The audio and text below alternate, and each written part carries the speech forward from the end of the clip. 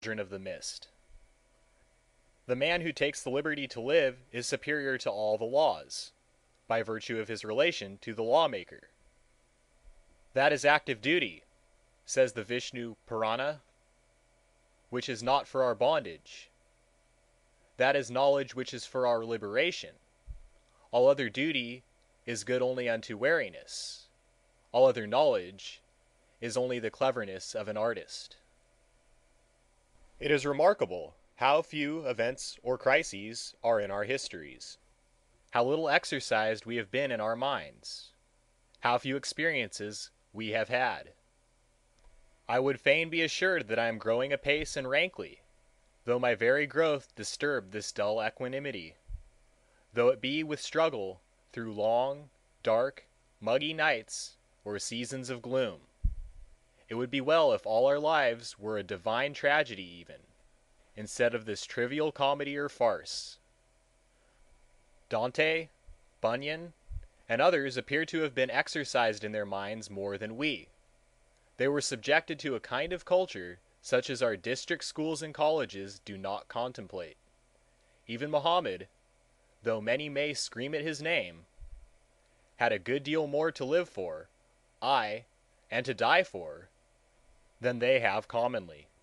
When, at rare intervals, some thought visits one, as perchance he is walking on a railroad, then indeed the cars go by without his hearing them. But soon, by some inexorable law, our life goes by and the cars return. Gentle breeze, that wanderest unseen, and bendest the thistles round Loira of storms, traveller of the windy glens, why hast thou left my ear so soon? While almost all men feel an attraction drawing them to society, few are attracted strongly to nature.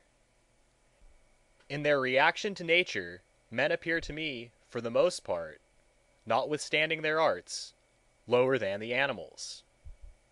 It is not often a beautiful relation, as in the case of animals. How little appreciation of the beauty of the landscape there is among us!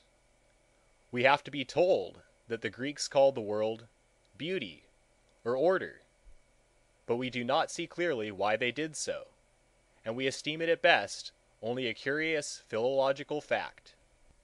For my part, I feel that with regard to nature I live a sort of border life, on the confines of a world into which I make occasional and transient forays only, and my patriotism and allegiance to the state into whose territories I seem to retreat are those of a moss trooper.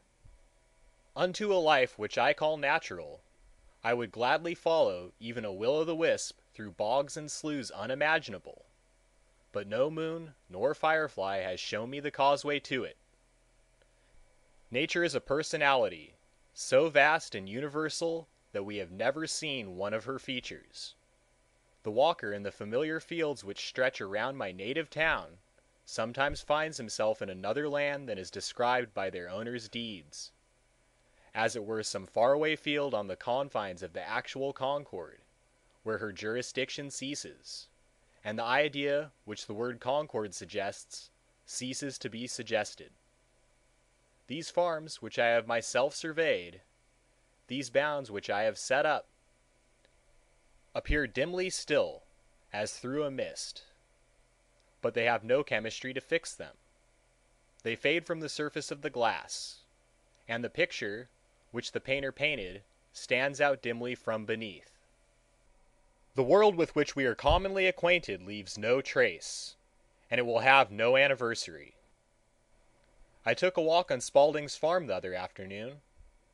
I saw the setting sun lighting up the opposite side of a stately pine wood. Its golden rays straggled into the aisles of the wood as into some noble hall. I was impressed, as if some ancient and altogether admirable and shining family had settled there in that part of the land called Concord, unknown to me, to whom the sun was servant, who had not gone into society in the village, who had not been called on. I saw their park, their pleasure ground, beyond through the wood, in Spaulding's cranberry meadow. The pines furnished them with gables as they grew. Their house was not obvious to vision. The trees grew through it. I do not know whether I heard the sounds of a suppressed hilarity or not. They seemed to recline on the sunbeams. They have sons and daughters. They are quite well. The farmer's cart path, which leads directly through their hall, does not in the least put them out, as the muddy bottom of a pool is sometimes seen through the reflected skies. They never heard of Spaulding, and do not know that he is their neighbor. Notwithstanding, I heard him whistle as he drove his team through the house. Nothing can equal the serenity of their lives. Their coat of arms is simply a lichen. I saw it painted on the pines and oaks. Their attics were in the tops of the trees. They are of no politics. There was no noise of labor. I did not perceive that they were weaving or spinning. Yet I did detect, when the wind lulled and hearing was done away, the finest imaginable sweet musical hum, as of a distant hive in May, which perchance was the sound of their thinking. They had no idle thoughts, and no one without could see their work, for their industry was not as in knots and excrescences embayed. But I find it difficult to remember them. They fade irrevocably out of my mind, even now while I speak, and endeavor to recall them and recollect myself. It is only after a long and serious effort to recollect my best thoughts that I become again aware of their cohabitancy. If it were not for such families as this, I think I should move out of Concord. We are accustomed to say in New England that few and fewer pigeons visit us every year. Our forests furnish no mast for them. So, it would seem, few and fewer thoughts visit each growing man from year to year, for the grove in our minds is laid waste, sold to feed unnecessary fires of ambition, or sent to mill, and there is scarcely a twig left for them to perch on. They no longer build nor breed with us. In some more genial season, perchance, a faint shadow flits across the landscape of the mind, cast by the wings of some thought in its vernal or autumnal migration. But, looking up, we are unable to detect the substance of the thought itself. Our winged thoughts are turned to poultry. They no longer soar, and they attain only to a Shanghai and Cochin China grandeur.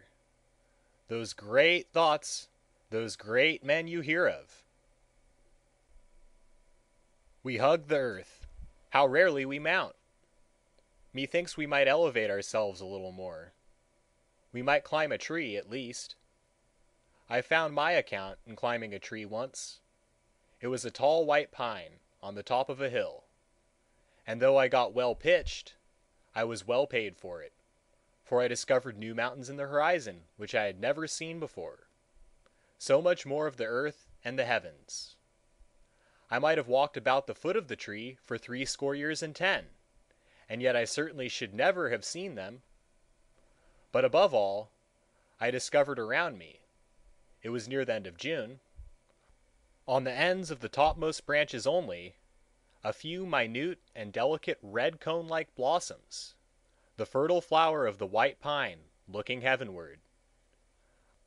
I carried straightway to the village the topmost spire, and showed it to stranger jurymen who walked the streets, for it was court week, and to farmers and lumber dealers and wood choppers and hunters, and not one had ever seen the like before, but they wondered as at a star dropped down. Tell of ancient architects finishing their works on the tops of columns as perfectly as on the lower and more visible parts. Nature has from the first expanded the minute blossoms of the forest only towards the heavens, above men's heads and unobserved by them. We see only the flowers that are under our feet in the meadows. The pines have developed their delicate blossoms on the highest twigs of the wood every summer for ages, as well as over the heads of nature's red children as of her white ones, yet scarcely a farmer or hunter in the land has ever seen them. Above all, we cannot